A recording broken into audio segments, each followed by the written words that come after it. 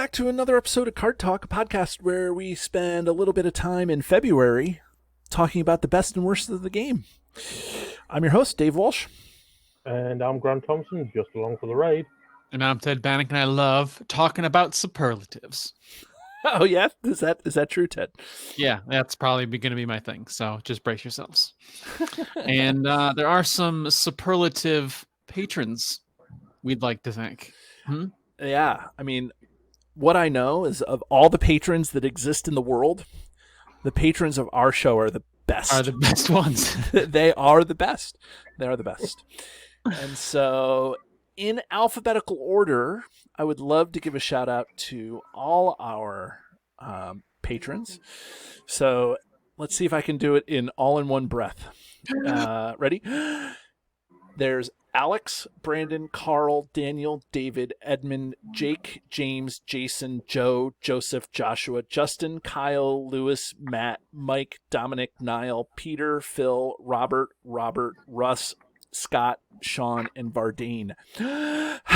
And as of the recording of this show, we have it looks like 4 new patrons and a Ready Teddy level. So we have Alex new, Brandon is new, and Robert is new, and Scott is new, and then Joe decided to give us a little holiday present and become a Ready Teddy level subscriber. So thank you to all you guys who help make the lights stay on here at Card Talk. And if you want to become a patron and add yourself to the list, and maybe the list will get to be so long that I can't do it in one breath, you can just go here and you can see Card Talk 20, patreon.com/Card Talk 2018, and join and be eligible for Card Talk swag and giveaways and benefits and all that stuff. Wow. Whew, that's crazy. So what are we talking about the superlatives of today then, David? Yeah, so just a little recap. Every February, Card Talk puts together their extravaganza month where we flood the airwaves with all sorts of crazy episodes about a theme. We did it in 2019 with Sylvans, and then 2020 we did couples in the game, and now we're doing superlatives, which are like the best and worst. And so we put together a really long survey. We distributed out to the masses, and we got 130 responses, which is way more than I thought we would, and I am so thankful for the community that just really loved doing this. And if you didn't catch the first show, we decided that we were going to go in order of each week is going to highlight a sphere, right? And so this week we're highlighting the tactic sphere because it was the least popular sphere. Okay, and so not only are we talking about the tactics sphere, but we're also talking about kind of like deck building and deck considerations and things like that. So that's really what we're doing. And don't forget to look at the post, because every episode that we release, the 12 episodes that we release, we're giving away either APs or Card Talk swag, or I have a custom set of tokens that we're also getting away. So we're going to draw a winner every show release to give away some of that stuff. But there we go. Let's get right into it, because I think that it's important. So last time I gave you guys the choice. Do you want to, if you want to talk about favorites, or if you wanted to talk about bests? And in this case, we're talking about allies. So tactics, allies. Do you want to talk about favorites first or bests first? Let's talk about everyone's favorites.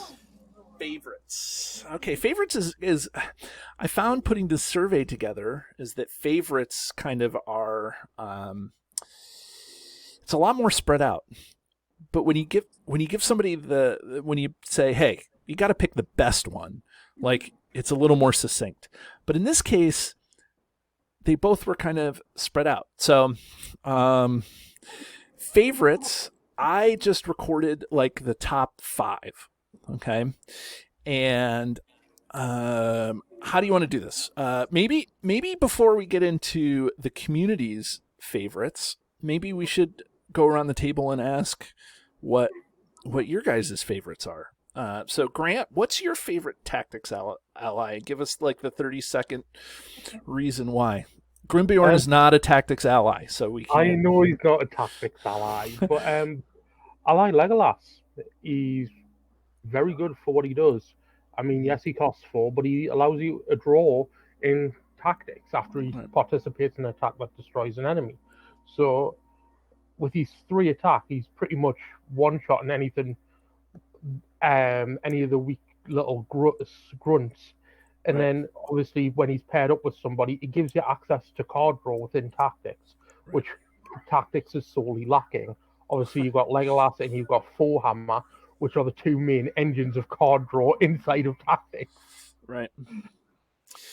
Yeah, and it's like Legolas can also be paired, with, like he doesn't go into a specific sort of deck. Like that's the other thing. Like he doesn't have to go into, certain things. So that's a good favorite. Ted, what's your favorite there? Ready, Teddy? A lot of times. I'm sorry. I am not a Ready Teddy level patron. Joe, Vardain, Justin, I stomped on your contribution. I'm sorry. On their exclusive rights. Their exclusive rights. So Ted, as Ready Teddy patrons. Yes. Ted, what's your favorite ally? Mine is that makes it into this when I want to play like some fun decks. Knight of the Minas Tirith, believe it or not, is one of my favorites. Oh, really? That's good. Yeah. Let me check to see if that made it on the list here. But you can talk about why that's the. So his ability is limited.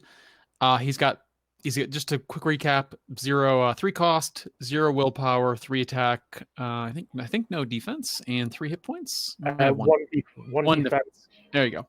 And he's got an ability that says if all your heroes are, I believe, printed tactics. Yeah. Then when he enters play, he can engage an enemy and then immediately declare himself as an attacker. And that's just a fun ability to trigger. It's limited that you have to have printed tactics heroes, but it's surprisingly fun to trigger. And then when he's on the table, he's got good stat lines. He's got 3 attack and he can soak archery, and he can even with that 1 defense. And 3 points, he could defend an attack and probably survive at least one time. Yeah. Yeah, and for some of the scrubbing enemies, if he's pulled into play with, say, Hiagon's effect, he can raise your threat by 1, and then he's got 4 attack.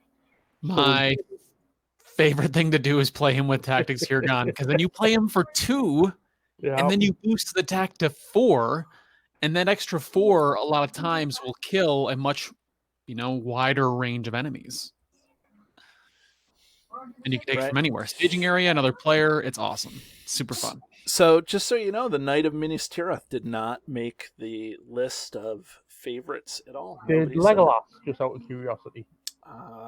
Yes. Legolas is on the list. So David? Here's what we'll do. What? Do you have a favorite? Do yourself? I have a favorite?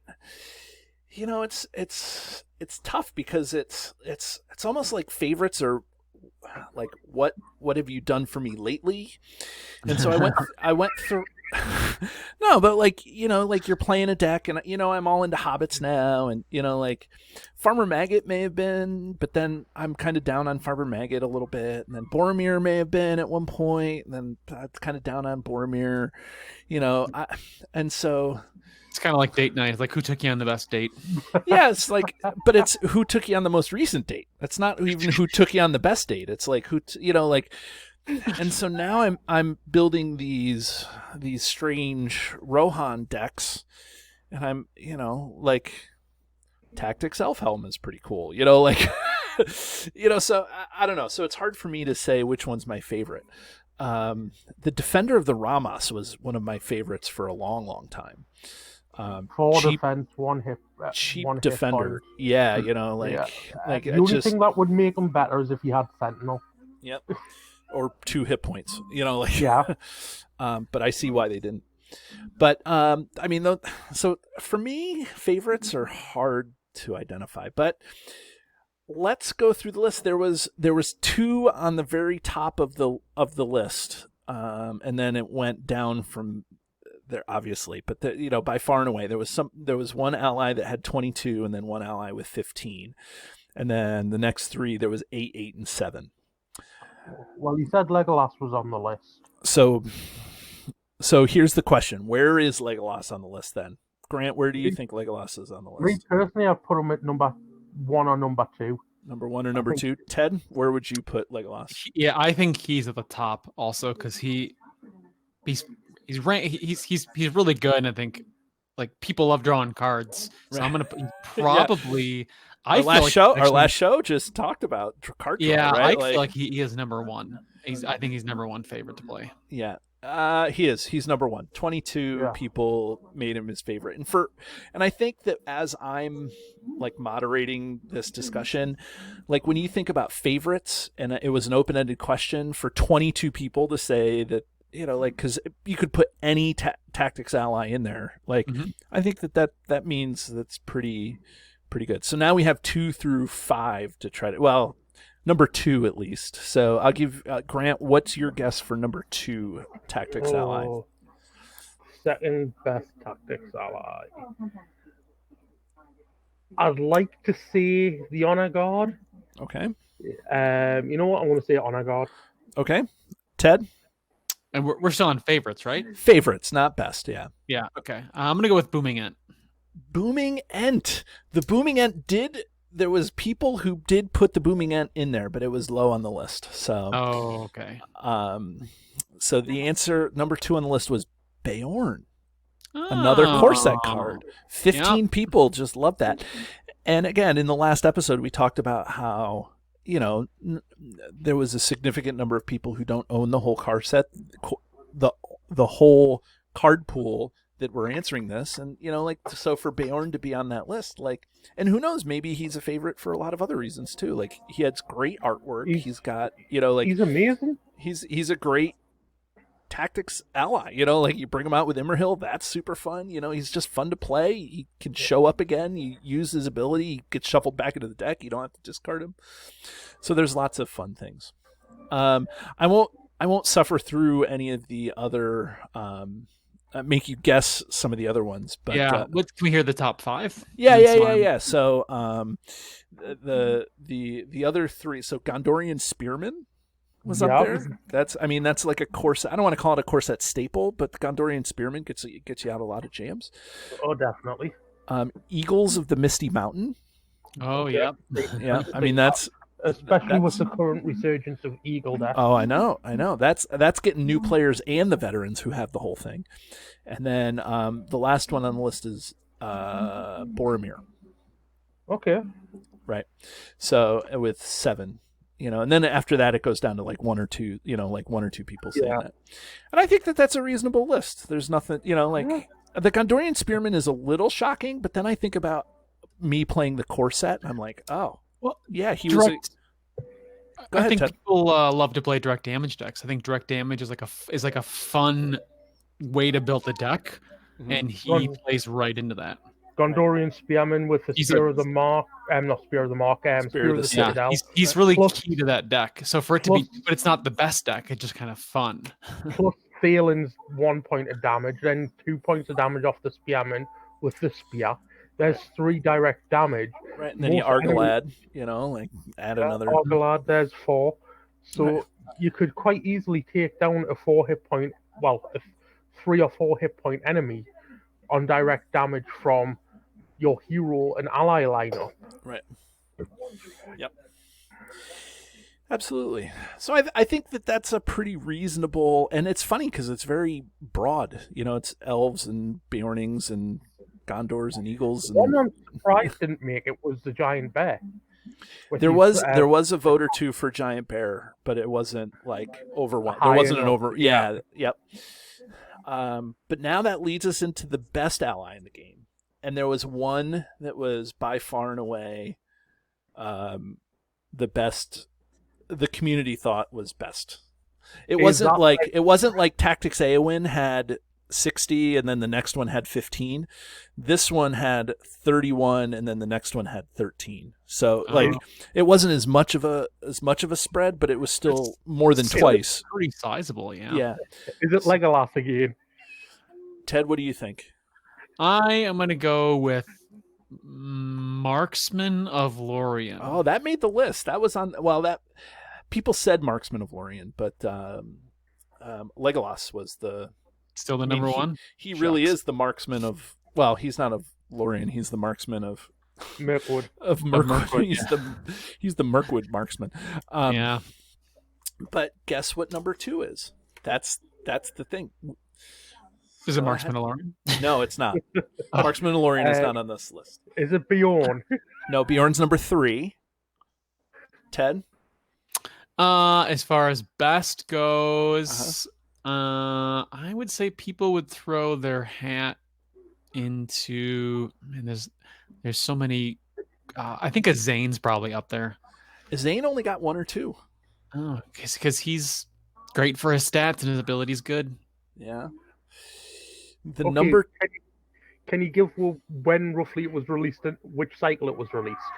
That might narrow it down for other than the 65 allies that we've got access to. Nah, I'll have to look it up, but I'll give you one more guess after this. After I give you this, it was released in the first half of the game. I'll say that. I hope it. Yeah, I'm pretty sure it was the first half of the game. Okay. First half of the game, that narrows it down. Well, first half of the regular. It's not a saga ally. It wasn't released in the saga. It wasn't released in either sagas. So it was the first half of the regular releases. Okay. I'll give you one more guess. Oh, Eagles of the Misty Mountain? No, that was number 4 on the list, though. That was, and that's good. I mean, so Legolas was the top tier, right? So, and then there's as a teacher, that's what you're looking for. You're looking for clear, cutoffs. So Legolas obviously is the A list based on what the community says. But then there's this B list here that has Beorn and Eagle of the Misty Mountains, and then this ally. And so, Ted, what's your guess? Durndingle? No, I think he's too new. I will say that the Durndingle Warrior did get a couple of responses, but it's not. I can't remember it's not if there. he is new or not. Durndingle Warrior came out in the Escape from Graham. Yeah, so Graham. He's too old or too new. The Defender of the Ramas. The Defender of the Ramas was number 2. Yeah, and he came out in the Heirs of Numenor, so the third cycle. The third cycle of the game, right? Yeah, he is a cheap defender. I mean, Ted, you and I have talked about this a little more than maybe Grant and I have talked about it. Grant and I have talked about healing till the cows come home, but you and I talk about how defending is so important in the game, and so to me that makes a lot of sense. If your deck is struggling, put card draw in there, and if it's still struggling, put defenders in there, and then see where see what happens. When I say defenders, I don't mean defenders of the struggling with. If you're struggling with combat, then yes, you need to put in defenders and attackers. If you're struggling with card draw, then yes, you put in card draw. If you're struggling with questing, don't play tactics. I guess what I'm saying is, if you want to make your deck better, think about card draw and think about defending first. I think that's what I'm learning here. Of course, if you already have 15 card draw cards, you don't have to worry about card draw. But I think that as a general rule, if you're struggling with a deck, that's good.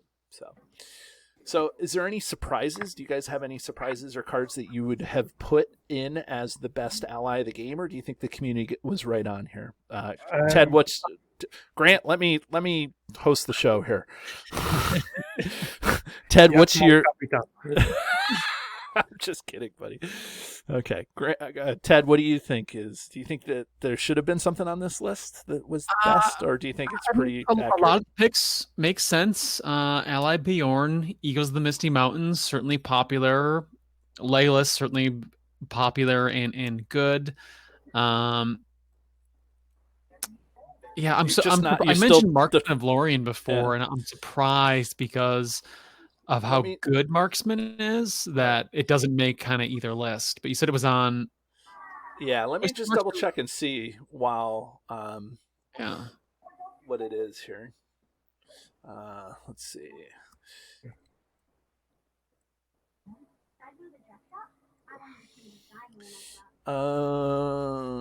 Yeah. So, what about you, Grant? While I'm looking this up, what's your reflections on the list? Do you think the community's right on, or do you think? I think the community, for the most part, have a wide variety that they like to see.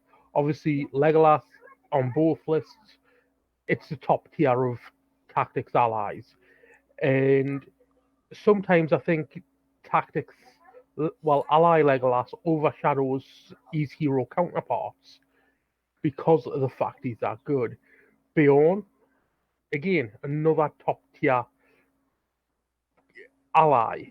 I mean, yes, he's a bit on the expensive side for costing 6, but for what you get for those 6 resources is just pure unadulterated power. And you could probably, and there's ways to cheat them in now. You've got like the Bjorning skin changers that you can cheat them in for the cost of 2 resources. What's not right? But I was quite surprised that there were some allies that I would have expected to be higher up on the list, like Yarzon and Derwine. Yeah, Derwine was in there for 1. Yazan was in there with 1. Marksman, Ted was just 1. Grimbold was 1. So it's interesting when people consider what the best is. Pippin made 1. The new tactics Pippin made 1 because that one's pretty good. So it's interesting. What about Honor Guard? Honor Guard made more than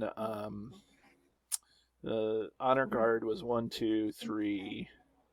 Looks like 3 or 4. Somebody says none because I don't play tactics, and I think that's so funny. Somebody said Knight of the Swan because obviously they're playing Outlands, so. There was a lot of Eagles. Landreval, Vassal. Eagles they're popular. Eagles are just popular. They're fun. Eagles are very popular at the minute, obviously with Radagast and Radagast staff. With the new Gwai hero that came out. Eagles have made a big comeback over the past year within the life of the game. Right. The meta says that's good. So, there was a couple of things in there, but by far and away those were the 4, bigger ones, Okay, so I mean, we've talked about allies, but let's get back into let's move back to talking about the deck design a little bit. Okay, so it's funny. So we'll shift gears and we'll ask. I just want to review a couple more questions about deck design. So I asked the community. I said, "Have you which of the following have you used and said that you could have designed a deck around?" So, and I gave the community choices, like just 4 choices, like have you built a deck designed around the One Ring, around contracts, around guarded cards, and around side quests, which are kind of the 4 big, like separate player mechanics that go on. The One Ring is arguably not a player mechanic more than it's just a thing, but it kind of takes its own life. So it turns out that the least popular of those 4 categories was the One Ring. Okay, so only 30% of the respondents said that they had built a deck around the One Ring. So that led to a bigger question, right?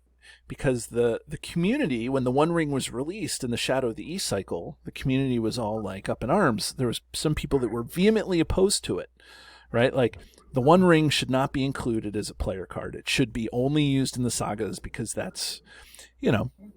So, Ted, I'll ask you, what's your opinion about the One Ring, and then Grant, I'll let you talk about it too. Don't worry, I'm not forgetting about you, Grant. But Ted, what's your opinion about the One Ring being included in the regular card pool? Yeah, I have a very Gollum feeling towards it, where I both hate and love the ring. That's precious to you. I get why it appeared in the card pool. And I think it is kind of helpful to have a strong printed card. It gives you access to really strong cards for difficult scenarios. If you're like, I'm playing this scenario, I just can't beat it. Well, okay, you know what? If I use the One Ring and put it in Inner Strength and I can cancel shadow cards from the get-go, this scenario will be a lot easier for me. Right. So I'm glad that a tool exists for difficult scenarios that players have access to, but I am opposed to it thematically. I don't really like playing with it, and I tried it when it came out, but it doesn't go into many of my decks. I don't usually choose to play it anymore after trying it out. Okay, Grant, what's your opinion about the One Ring being in the card pool? I'm not as opposed to it as many other people. Yes, I believe that it needed to come out, and I can understand why they brought it out when they did, rather than bringing it out, say, at the end of the mountain of, like in the Mountain of Fire. I can understand why they've left it, because I think they understood where people's reactions were going to come from when they did release it, because most people, as Ted says, um, it's not very thematic to pull out for just any quest. Me personally, I like the One Ring. Do I play it an awful lot? No. Have I played it a lot? I've played it in a few decks. I've got my Grimbiorn Attack on Dol Guldur, where it goes on to, which is what I use for the epic multiplayer for Attack on Dol Guldur. And that was a fun quest, and I had a fun playing with the One Ring. Will I play the One Ring in future? Probably.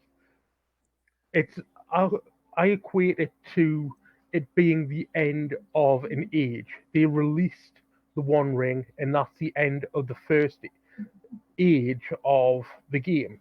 So hopefully, with the release of the Lord of the Rings TV series later this year, or whenever it gets around, because of COVID, all the stuff going crazy, right? Yeah. I'm hoping that we will get to see some more content come out based on the second age of Middle Earth. Right. If FFG pursue that line as a functional avenue for the game. Me personally, I'd like to see some first age content. See some of the Maya come into play and what have you. Change it up so that it's not just focused around the third age of Middle Earth, which is what most people have experienced and know about. I'd like to see some of the maybe what they would do with the Cimmerils if they brought a attachment out for them. Right. I just think it's a toolkit, as Ted said. You can do a lot of things with it. There's obviously 4 or 5 cards now that work with the One Ring, and they all work very well. Right. But it does cost you threat. You get the -5 finishing threat for wielding the One Ring, and then you're jacking your threat every time you use one of the master cards. Right. So it's one of those things. You've got to balance it out. Right. Well, let me ask this. You guys, if you have Hall of Bjorn up, you better pull up the master cards on Hall of Bjorn. But while you're doing that, let me ask one question. So what do you think the community says? Do you think that they like the One Ring or don't like the One Ring as part of the card pool? Now that it's settled down and like everybody's opinions are kind of, like set, like when it first came out, people were very polarized about the One Ring being out. So does the community like it or does the community not like it? Grant, what do you think? Community like the One Ring or not? I don't. I'm not sure. You're not sure. Okay. In all honesty, I'm not, because people have so many different viewpoints. Mm-hmm. Okay, Ted, what do you think? Community like the One Ring or the not? community is as a whole as opposed to it. Okay, so the community is as a whole, to quote Ted, is for it. 77.7% of the respondents said that they appreciate the One Ring being in the card pool. I mean, there's still 20 some odd, 23% of the people, 22.3% of the people who think it shouldn't be. But I mean, I think that's pretty good. Yeah. So to follow that up is I asked about the master cards. And so I wanted to know what the best master cards, or like if you were going to build a One Ring deck, which master card was going to be included in your deck. Okay, so the results here are interesting. So what I'll do is I will give you a because there's 7 master cards, I think. Right? 1, 2, 3. There's one in each sphere, and then there's 3 neutrals, I believe. 7. Yeah, there's a total of 7. Right. There's 7. Right. There's the 3 events and the 4 attachments. Right. Yeah. Okay. So here's what I want a guess. What is the most popular or the best? What I called it the best. It's Superlative February. So if you were going to, build a deck with the best MasterCard, which would you pick, or which does the community pick? I guess is what. So, okay. Grant, which MasterCard did the community say? I would say the Master Ring. Okay. Ted, That's what do you think? my choice as well. So. Sure. I would think the community would pick Inner Strength. Inner Strength. Okay. The number one top card the community said was the Ring of Power. Really? And because what does the Ring of Power do? Exhaust the One Ring, raise your threat by 1, ready the hero with the One Ring attached, and that hero gets +1 will attack and defense until the end of the phase. Okay. So you're raising your threat to get a boost to your stats. Right. And ready. Right, which is good. Okay. And then the second, I'm surprised. I think that's really interesting, right? To get everyone's opinions that's the most, because to me that's the weakest. I think that's the weakest one. I'd agree with that. Or at least I've never used it in any of my One Ring decks. Right? Yeah. I mean, I don't use any of the events in my One Ring deck. So the next one is an attachment. So the next most popular one is one of the attachments. So which one is the most popular attachment? So Ted, which one do you think is the most popular attachment? I'm going to hold my ground with Inner Strength. It's got to be on the list. Okay. Well, it is. It's a list of seven cards long. So I'd go Power of Command. Power of Command. Power of Command it is. 20% of the community say that Power of Command is going to be. I'm losing this game of Family Feud. You are going to lose this game. Well, it's modified. I rack up too many points either. Okay. So it's a low scoring game. Okay. So Ted, I'm going to throw you a specific question just for you. Okay. Right. Inner Strength. Right. Okay. So here's the question. The question is, of the MasterCards, which one is least likely to be included in somebody's deck? At 4.6%. I'm going to go ahead and guess Well Preserved. Right, Inner Strength. That's good. Are you Yes. kidding me? No. Inner that's- strength. Okay, so So go ahead, Ted. that's Explain crazy what because, what is inner strength. Inner strength is it's the spirit attachment. It's the master card. It gives the attached hero +1 defense, and you can exhaust the attachment and raise your threat by 1 to cancel a shadow effect that the hero is defending. And I am surprised that one is at the bottom, because canceling, like, if I want to really destroy a scenario, I play inner strength, because my thought is, I'm just going to not do shadow cards. Right, you're just going to cancel. If you just want to not do shadow cards, right, you can just not do them. You're going to cancel the randomness of the encounter deck to kill you, right? Well, it's insane. Out of all these master cards, I'm looking at them, and the ones that stand out to me the most are the Master Ring, Inner Strength, and Power of Command. Right. Obviously, Inner Strength, Ted's just talked about. The Master Ring, you just say no to an encounter card.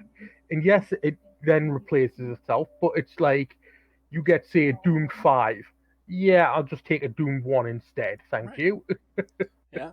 And then obviously, Power of Command is you get 1 willpower, and then you can exhaust response after the attached hero commits to the quest. Exhaust the 1 ring and raise your threat to give each other unique character you control +1 willpower until the end of the phase. That is insane. I know. If you could get 9 or 10 willpower on that. Well, if you're working with like the Fellowship contract plus Power of Command, and you flip your contract, that's an extra 2. Plus the Arkenstone. Like, I mean, you could just go nuts on it, right? Yeah, it's insane. Right. I know. So the bottom 2 were Strength and Courage and Inner Strength. And that's hilarious to me, because I thought those 2 were on the top. Yeah, I use Strength and Courage. When I make a deck with the 1 ring, I make it with Strength and Courage most of the time. I don't really see the need for Strength and Courage. It's win versus win more for Strength and Courage. Are you sure, Grant? Because I'm pretty sure Grimbjorn with the 1 ring and Strength and Courage can completely, from turn 1, he can decimate most enemies in the game. He can do that anyway. Turn 1, you'll be like, okay, I'm gonna counterattack this guy for 7, and his defense is -2. Again, it's win versus win more. Yes, I can see the need for it, but it's one of the weaker ones. Compare that to the Master Ring. I'd rather take the Master Ring over Strength and Courage, because the Master Ring is like an instant cancel.